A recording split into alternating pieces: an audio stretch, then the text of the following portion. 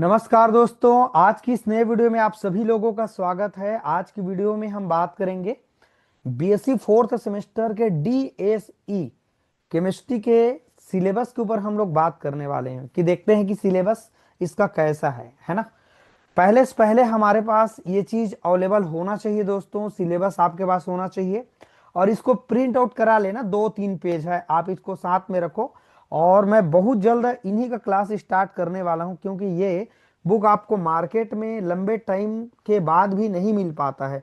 तो कम से कम आप इसको स्टार्ट कर लें और इसी को पढ़ना शुरू कर दें। और बाकी जो आपका सब्जेक्ट है, मेन जो सब्जेक्ट है डीएससी का, है ना, वो सब चीज आप बाद में पढ़ेंगे, थोड़ा चलेगा, लेकिन डीएसई को आप कंटिन्यू रखना दोस्तों।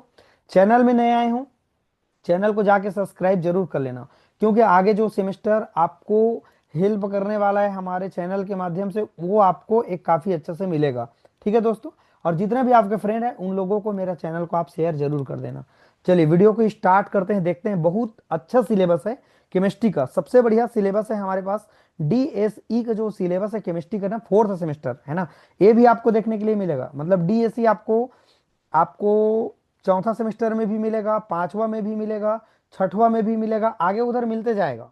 ठीक, ऐसा नहीं है कि आपने एक बार पैरासिटोलॉजी पढ़ लिया डीएससी में थर्ड सेम में, रिसोर्स नेचुरल रिसोर्स आपने पढ़ लिया, बेसिक एनालिटिकल केमिस्ट्री पढ़ लिया, खत्म हो गया, ऐसा नहीं है। ये आगे कंटिन्यू, ये अब आपका सब्जेक्ट एक साइड का बन गया। मुख्य सब्जेक्ट आपका बॉटनी जूलॉजी केमिस्ट्री वो तो है, साथ में आपका डीएससी भी उधर चलने लगेगा। तो चलो समझो इसको बहुत अच्छे से, आप सब लोग इनको ध्यान से देखो और इसको प्रिंट आउट करा लेना। 1-2 पेज को स्क्रीनशॉट मार के आप प्रिंट आउट पहले करा के अपने पास में जरूर रख लेना। ठीक, मैं बोल सकता हूँ, समझा सकता हूँ, काम आपका है। करेंगे तो अच्छा है, ठीक है, नहीं करेंगे तो भी अच्छा ही है। ठीक है, देखते हैं।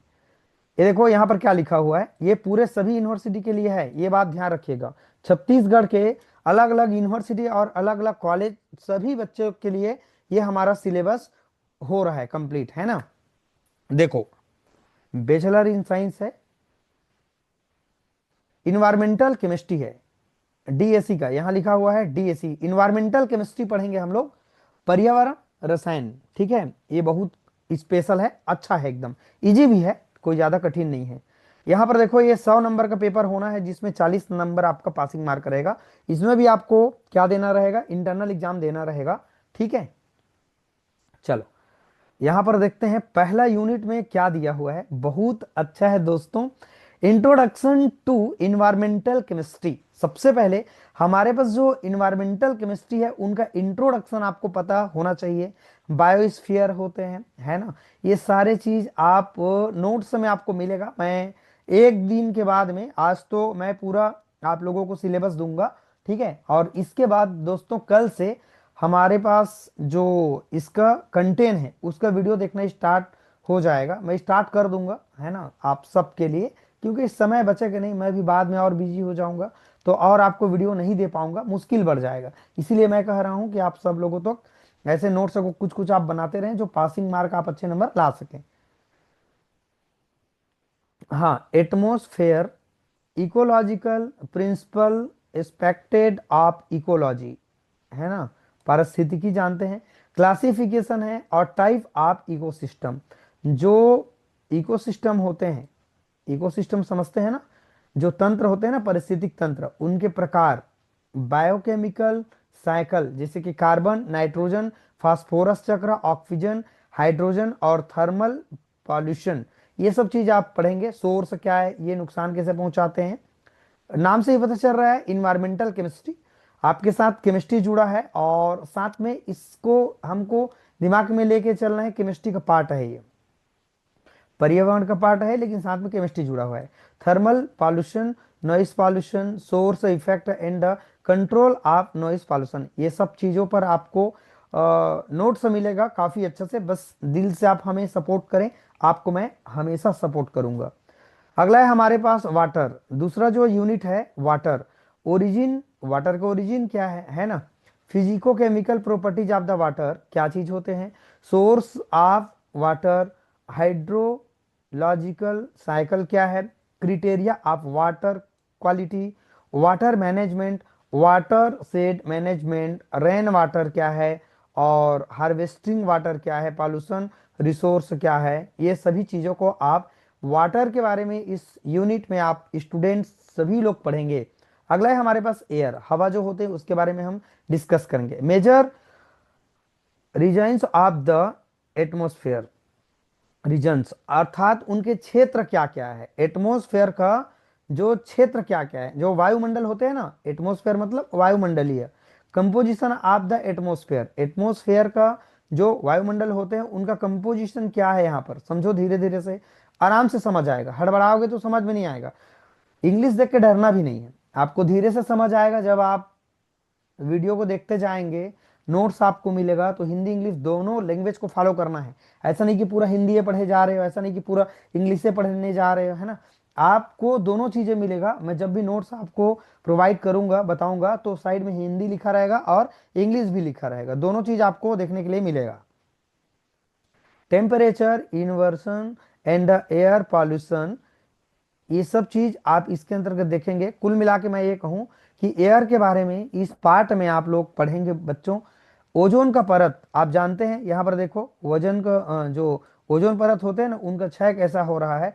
ग्रीन हाउस इफेक्ट क्या है, ग्रीन हाउस गैसेस क्या है, remedial measures for reversion of green house effect, acid rain मतलब जानते हैं ना अम्लीय वर्षा क्या होते हैं, फोटोकेमिकल स्मोक क्या होते हैं, पर्टिकुलेट मैटर क्या होते हैं। तो ये सब चीज आप पढ़ेंगे तीसरा यूनिट में। चौथा यूनिट है student soil and radiation pollution. देखो हमारे पास जो मिट्टी होते हैं उनके बारे में हम डिस्कस करेंगे, उनका कंपोजिशन क्या है, chemical and mineralogical composition of the soil, classification of the soil, type of soil, ये सब चीज आप पढ़ेंगे। जो आईएमपी चीज है, देखो ये सब चीज पर ज्यादा एकदम आईएमपी नहीं मिलेगा आपको। देखो जो जो हम पढ़ सकते हैं वो सभी चीजों को आपको पढ़ना पड़ेगा, है ना।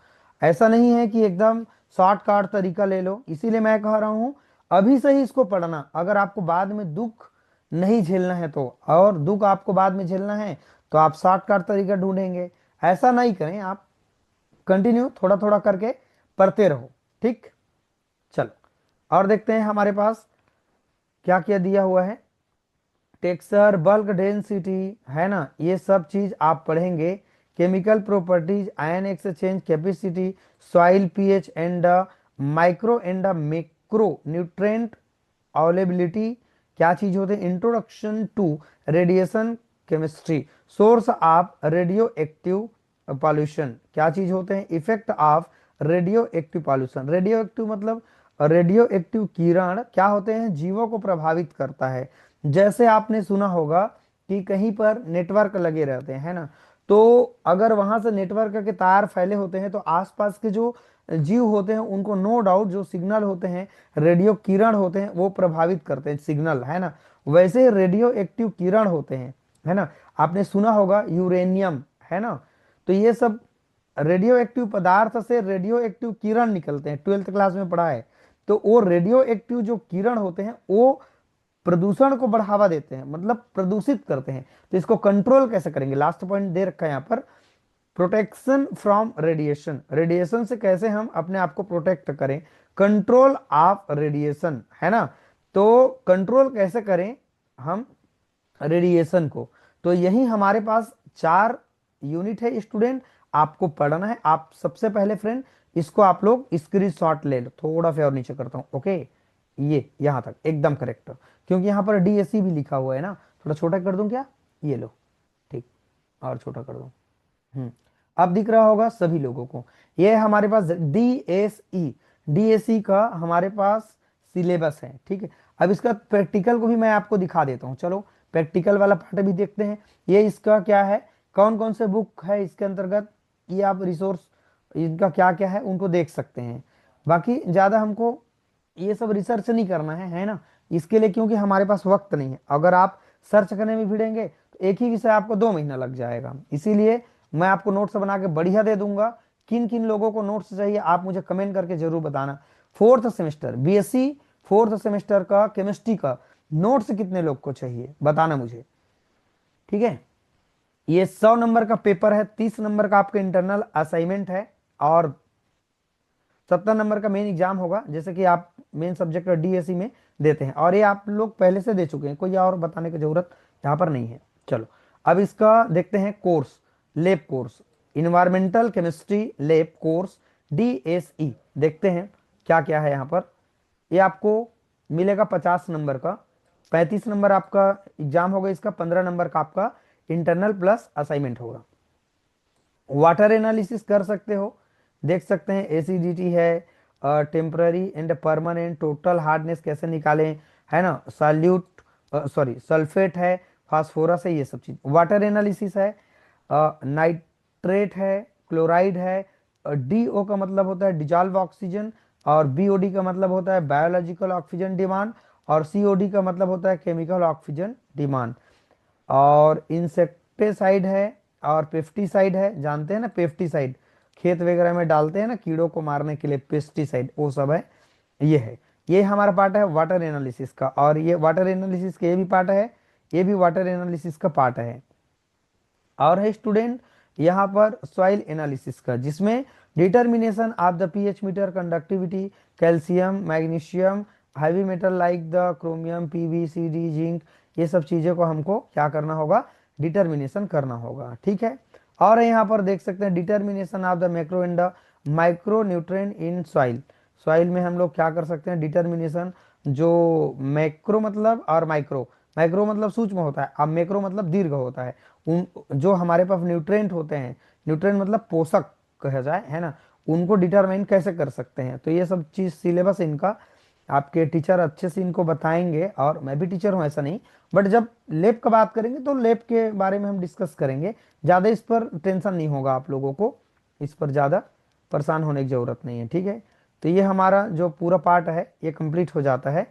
और ये स्टूडेंट हमारे पास 50 नंबर का टोटल होना है, 15 नंबर इंटरनल असाइनमेंट लिखा हुआ है, और 35 नंबर का एग्जाम होगा, ये सब चीज़ आप पहले से जानते हैं। ठीक है, तो ये हमारा पूरा जो सिलेबस है कंप्लीट हो जाता है डीएससी का। ठीक है दोस्तों, अब जो स्टूडेंट चाहते हैं कि हमें जूलॉजी और बॉटनी का भी डीएससी को बता दें सर, तो हम उनके लिए भी सहयोग करेंगे, जरूर हम पहले से पहले आप तक पहुंचाएंगे, ताकि आप कम परेशान रहे और सही समय में आपको सही नॉलेज मिलेगा, तो आप अच्छा फोकस करेंगे, अच्छा नंबर लाएंगे।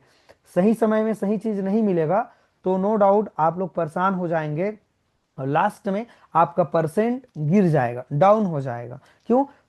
पढ़ने का मटेरियल रहेगा तभी आप पढ़ पाएंगे ना, और इतना तो नहीं कि दिन भर सर्च करके हम स्टूडेंट पढ़ पाएंगे, इतने सारे विषय हैं, मुश्किलें हैं सबके लिए, है ना, और नया नया हमारे पास कोर्स है, ये सब नया नया लग रहा है, बिल्कुल नया है ना, आप सबके लिए।